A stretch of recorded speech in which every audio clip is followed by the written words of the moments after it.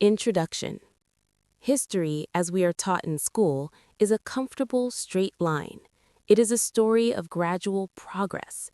We are told that we evolved from simple organisms to primates, then to hunter-gatherers using stone tools, and finally, after millennia of slow development, we became the builders of civilization. It is a tidy, logical timeline. But what happens when we find a puzzle piece that doesn't fit the picture?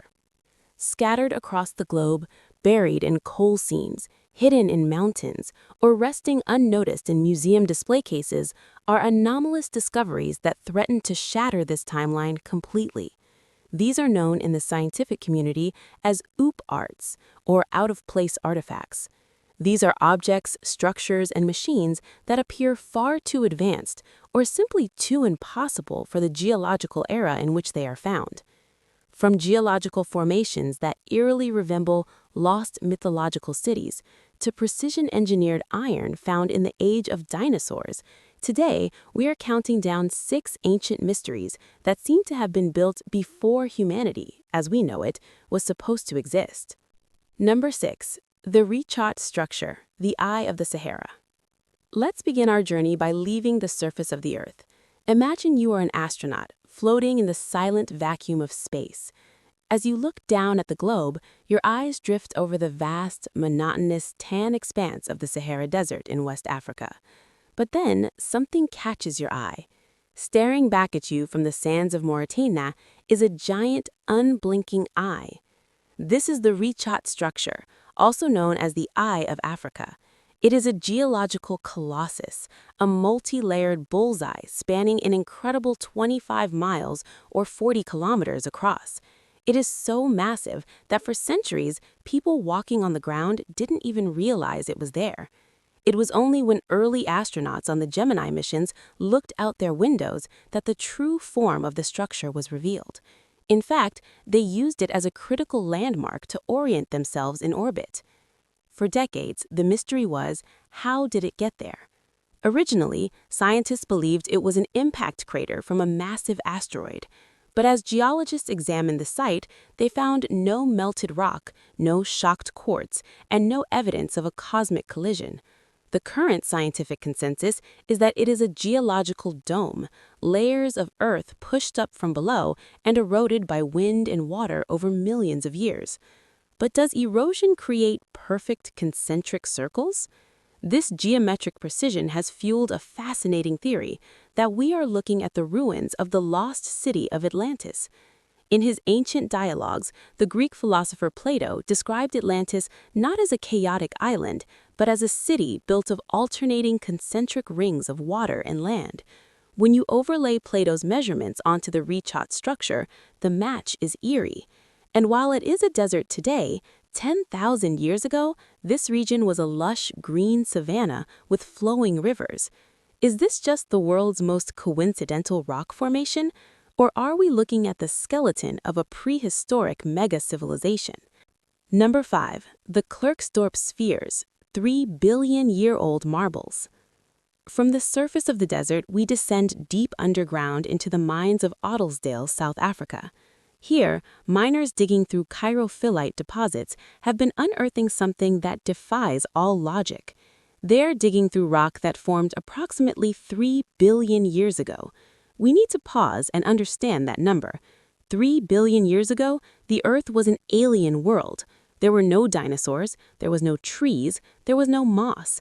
The only life on Earth consisted of simple, single-celled algae and microbes. And yet, embedded in this ancient rock, miners have found hundreds of small metallic globes known as the Klerksdorp spheres. These aren't just rough lumps of rock, these are small, metallic spheres, some reaching the size of a cricket ball. The most baffling among them feature distinct parallel grooves running perfectly around their equator.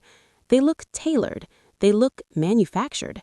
Some miners have even reported that when cracked open, the spheres are hollow and filled with a strange fibrous material that turns to dust when it touches the oxygen in our air. Skeptics and mainstream geologists argue that these are concretions, natural mineral precipitations that form around a nucleus, similar to how a pearl forms inside an oyster. While this is a valid geological process, concretions are usually blob-shaped or irregular. They rarely achieve perfect spherical balance, and they certainly do not carve three parallel grooves around their own centers. If nature made these, it is a geological miracle. But if they were manufactured, it implies that an intelligent presence capable of working metal walked this earth when the most advanced biological form was pond scum. Number 4. The Wolfsegg Iron Cube, the machine in the coal. We jump forward in time, but we stay underground. The year is 1885. We are in an iron foundry in Austria. A worker is performing his daily task, breaking apart large blocks of coal to feed the furnace. He raises his hammer, strikes a lump of coal, and it cracks open. But instead of crumbling, a heavy object falls out with a metallic clatter. He picks it up. It isn't a rock. It is a small iron object, roughly cubic in shape. This object, which became known as the Wolfsegg Iron Cube, was found inside a seam of coal dating back to the Tertiary period, about 20 million years ago. Again, the timeline is broken. 20 million years ago, human ancestors were small, fuzzy primates trying to figure out which fruit was safe to eat. They were certainly not running blast furnaces or machining iron. The object itself was peculiar. It had 4 flat sides, while the 2 opposite faces were convex or rounded. A deep groove ran around its middle, suggesting it was designed to be held in place or mounted as part of a larger mechanism. Early analysis proved it was not a meteorite, and its shape was too regular to be a natural formation of pyrite crystals. It looked, for all intents and purposes, like a counterweight or a component of a machine. But here is where the story turns into a cold case. Around 1910, the original artifact disappeared from the museum in Salzburg. Today, we only have plaster casts and detailed descriptions. Was it a piece of technology from a civilization lost to deep time? Or was it a misunderstanding of nature that was conveniently lost before modern science could test it? Number 3. Adam's Calendar, the oldest observatory? Let's return to the surface, high in the mountains of Mpumalanga, South Africa. Standing on a plateau is a stone circle that might just rewrite the history of human intelligence. It is known as Adam's Calendar.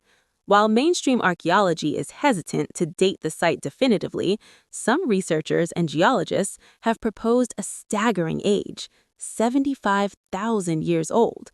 If true, this makes the famous Stonehenge look like it was built yesterday. At 75,000 years ago, Homo sapiens were supposed to be nomads, focused entirely on survival, hunting, and gathering. We were not supposed to have the organization, the engineering skill, or the astronomical knowledge to move 5-ton monoliths. Yet, here they are. The stones are arranged in a deliberate circle, aligned perfectly with the cardinal points of north, south, east, and west. But it gets more complex. Proponents of the ancient origin theory point out that the stones align with the solstice sunrises and even the stars of Orion's belt, the same celestial alignment found at the pyramids of Giza, but built tens of thousands of years earlier. The site is also acoustically active. If you stand in the absolute center of the circle and speak, your voice amplifies and echoes in a way that happens nowhere else on the mountain, suggesting the builders understood sound properties. Is this the birthplace of astronomy? Did our ancestors possess a sophistication we have completely underestimated? Number 2. The Quimbaya airplanes, the aerodynamics of the ancients. We now travel to South America, to a museum in Bogota, Colombia. Behind glass cases, nestled among thousands of other artifacts, lies a collection of small golden trinkets crafted by the Quimbaya civilization between 500 and 800 AD. To the casual observer, they're just pretty ornaments. But if you look closer, specifically with the eyes of an engineer, you see something that shouldn't exist. Archaeologists label these objects as zoomorphic, meaning they are stylized representations of animals, birds, fish, or insects. But biology doesn't work like this. Birds do not have rigid delta-shaped wings attached to the bottom of their bodies. Fish do not have vertical tail fins for stabilization. Insects do not have cockpits. These gold objects look undeniably like modern fighter jets. They feature a fuselage, delta wings, and critically, a vertical stabilizer tail, a feature essential for mechanical flight but absent in birds. In the 1990s, this resemblance was put to the test. Two German aeronautical engineers built large-scale remote-controlled replicas of the Quimbaya artifacts. They didn't change the shape, they simply scaled them up and added an engine. The result? They flew. They didn't just stumble through the air, they performed with perfect aerodynamic stability. The Quimbaya people didn't even have the wheel. How then did they possess a perfect understanding of aerodynamics? Did they see something streak across the ancient skies of Colombia, or did they possess a technology that has since turned to dust? Number 1. The Coso artifact, the 500,000-year-old spark plug. We arrive at our final mystery, and this one serves as a crucial twist in our journey. In 1961, 3 rock collectors were searching for geodes near Atlantis, California. They found a promising rock, but when they cut it open with a diamond saw, they didn't find crystals. They hit metal. Inside the rock was a mechanical device. It had a white porcelain cylinder, a magnetized metal shaft, a tiny spring, and a hexagonal casing. It was without a doubt a spark plug. But here was the problem. The rock encasing it was filled with fossils and sediment estimated to be 500,000 years old. For decades, the Coso artifact was the holy grail for alternative history theorists. It was cited as an irrefutable proof of advanced technology existing 500,000 before the internal combustion engine. It was the ultimate out-of-place artifact. But in the 1990s, the artifact was subjected to rigorous scientific analysis, and the mystery began to unravel. The object was indeed a spark plug, specifically a 1920s-era Champion spark plug, the kind used in Ford Model T engines. These engines were commonly used to power mining equipment in that area. But what about the 500,000-year-old rock? It turns out it wasn't a geode. It was a concretion. In the right conditions, iron rust from a decaying object can mix with mineral-rich mud and harden into rock-solid casing in a matter of decades, not millennia. A miner likely dropped the spare part in the 1920s, the mud claimed it, and nature played a trick on us. Conclusion. The story of the Coso artifact is a reminder that we must always temper our wonder with skepticism. Not every anomaly is an alien spacecraft. Sometimes it's just a rusty car part. However, mysteries like the Richat structure's geometric perfection or the aerodynamic genius of the Quimbaya gold remain open questions. Whether they are misunderstood natural phenomena or genuine debris from a forgotten chapter of Earth's history, they serve a valuable purpose. They force us to look closer. They force us to question the timeline. And they remind us that the story of our planet is far deeper and far stranger than we could ever imagine. Thanks for watching. If you want to explore more glitches in the matrix of history, make sure to hit that subscribe button. We'll see you in the next one.